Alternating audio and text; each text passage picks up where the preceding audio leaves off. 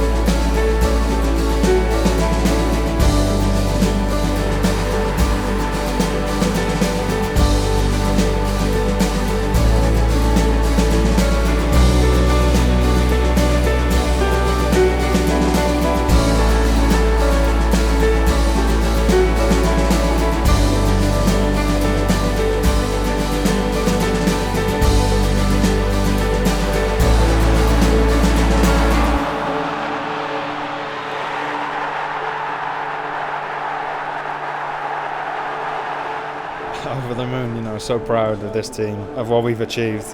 Hopefully we've made the whole nation proud, and it's just a great achievement from us, and it was a dream come true. This is what I wanted to do with this national team, is to try and get them and have an influence on them getting to a major championship. Finally have achieved that. This is definitely up there with one of the greatest achievements in my career, and possibly will be until the day comes when I retire.